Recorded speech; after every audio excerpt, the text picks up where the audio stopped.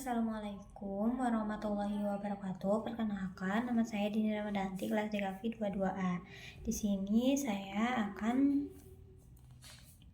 mempresentasikan hasil dari jawaban pertanyaan soal UAS sejarah desain. Pertama, sebutkan 3 faktor utama dari lahirnya gerakan Bauhaus. Bauhaus merupakan hasil penggabungan dari 2 sekolah seni. Sistem pendidikan Bauhaus pada awalnya menyerupai sistem yang terdapat pada kuil-kuil Buddha Shaolin dengan tema sentranya di bidang desain.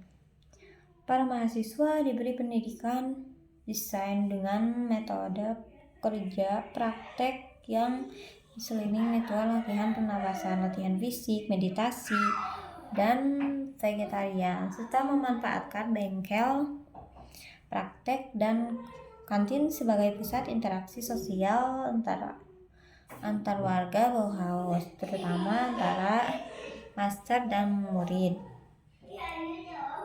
Faktor kedua ada industri. Tuntunan dunia industri terhadap masalah-masalah desain yang lebih fleksibel dan bisa diproduksi secara massal. Ketiga, revolusi desain. Revolusi desain dari kemunculan tren gaya Art Deco di Paris, Prancis, dan kelompok De Stijl di Rotterdam, Belanda, pada periode yang sama. Pertanyaan kedua, sebutkan beberapa contoh karya yang lahir di era gerakan Bauhaus. Contoh dan penjelasan mengenai kekhasan dan karakteristik dari karya-karya. Nah, di sini contohnya ada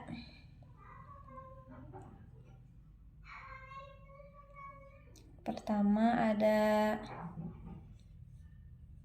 Red Balloon. Ini gambarnya Red Balloon. Red Balloon dilukis oleh seniman ikonik Paul Klee di tahun 1992. Bentuk geometris berwarna-warni yang terlihat seperti melayang memberikan kesan yang unik. Satu lingkaran yang mencolok karena ornamen lain berbentuk kotak-kotak. Karena ornamen lebih berbentuk kotak-kotak, membuat fokus terletak pada balon itu. Contoh kedua, yellow, red, blue. Ini gambarnya yellow, red, blue dilukis oleh Wasily Kandinsky tahun 1925. Warna primer dilukiskan menampilkan bentuk kotak, lingkaran, segitiga, kemudian dicampurkan dengan bentuk-bentuk abstrak. Yang ketiga ada karya ini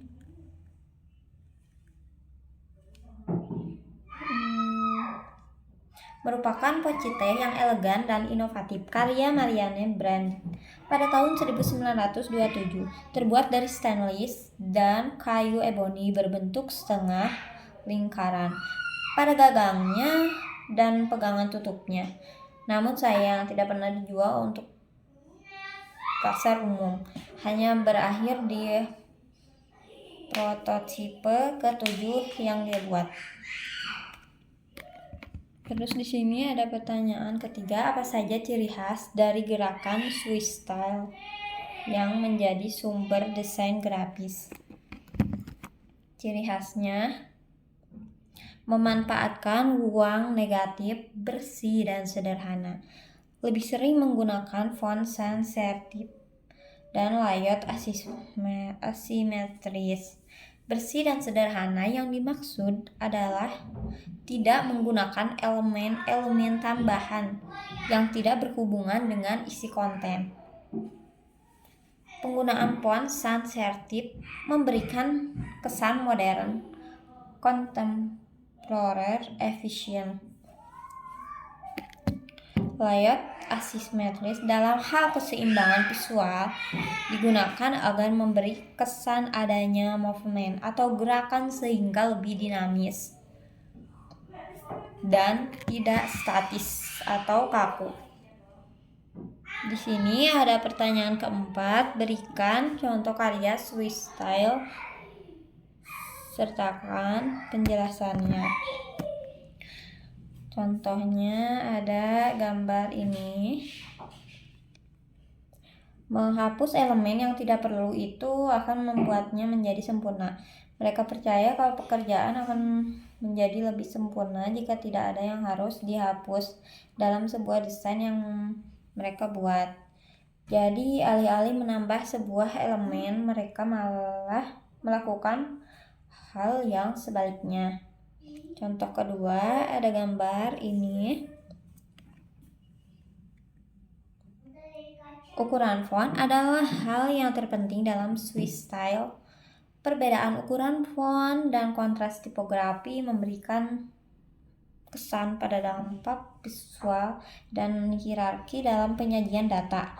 Ini menunjukkan pemisahan atau penyaringan dari yang paling penting ke yang kurang penting. Biasanya ukuran font lebih besar menjadi yang paling penting, seperti tag heading pada HTML, di mana web crawler memprioritaskan tag H1 daripada H2 dan 3.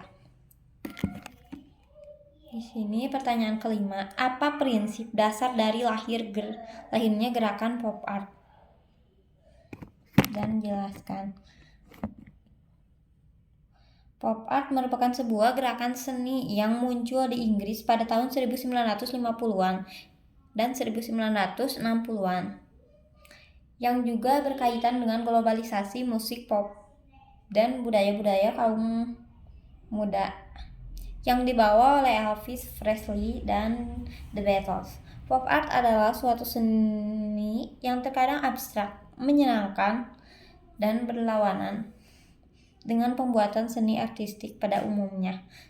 Sebelum pop art ada, seni adalah milik orang-orang kaya, pintar media, dan para seniman itu sendiri. Pada pertanyaan ke-6, berikan contoh karya pop art dari tokoh yang ada, sertakan dengan penjelasan. Nah, di sini contohnya ada ini.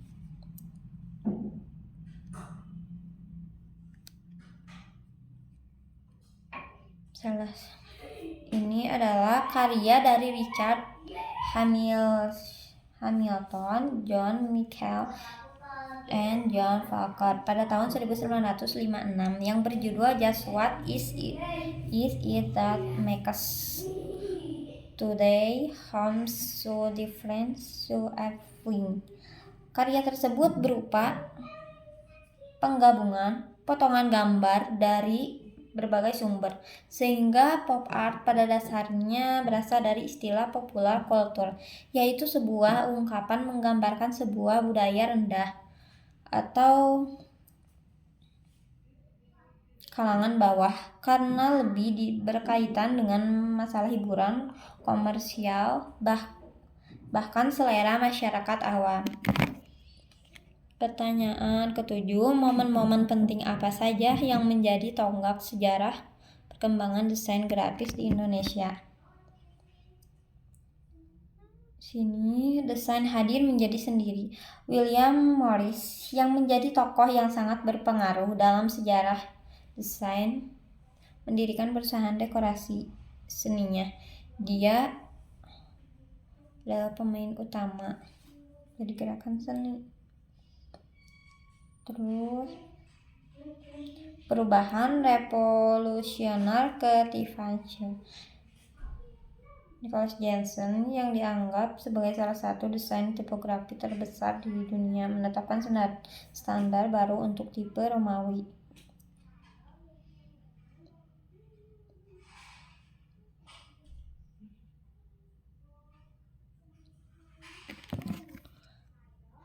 Pertanyaan ke-8, berikan beberapa contoh karya desain grafis yang mewakili perjalanan sejarah desain.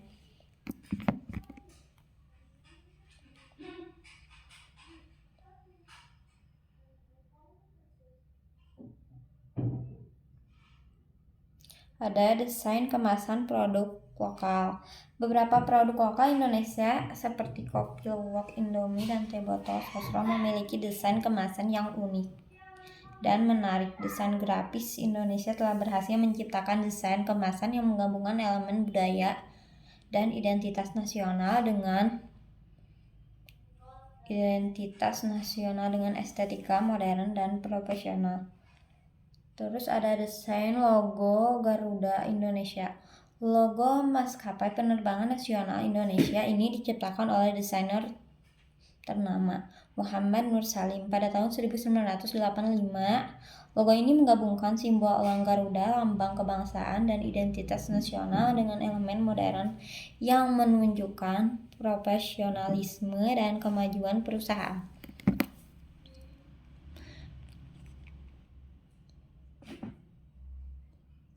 Pertanyaan ke-8, berikan beberapa contoh karya desain grafis yang mewakili perjalanan sejarah. Pertanyaan ke-9, berikan contoh beberapa gerakan seni dan seni lain yang tidak ada di dalam perkuliahan yang telah diberikan. Di sini saya mengambil art rokoko. Karyanya ada Istana Gatsby, Warsawa, Polandia. Istana ini dianggap sebagai salah satu bangunan rokoko terpenting di ibu kota Polandia yang dikenal sebagai Istana Krasienki. Istana yang sekarang menjadi Fakultas Seni Rupa, terletak di seberang Universitas Warsawa. Istana ini juga menjadi tuan rumah bagi banyak tokoh terkenal seperti Frederick Chopin dan Christian Norwin. Terus karya kedua ada ini. Salah satu contoh rokoko Prancis terbaik dapat ditemukan di aula bernama Museum National Yves Francis di Castile. Aula yang dirancang oleh Jean Aubert selesai dibangun pada tahun 1722. Terus contoh karya lainnya ada Istana Biraniki, Warsawa, Polandia. Istana yang dibangun sebagai tempat tinggalnya oleh Jan Klemens Branicki yang merupakan tokoh karya dan berkuasa di paruh pertama abad ke-18, menarik perhatian dengan arsitekturnya yang luar biasa. Istana terkenal dibangun sebagai salinan persis arsitektur Prancis dengan taman, kolam, dan pahatannya. Sekian dari saya. Terima kasih. Assalamualaikum warahmatullahi wabarakatuh.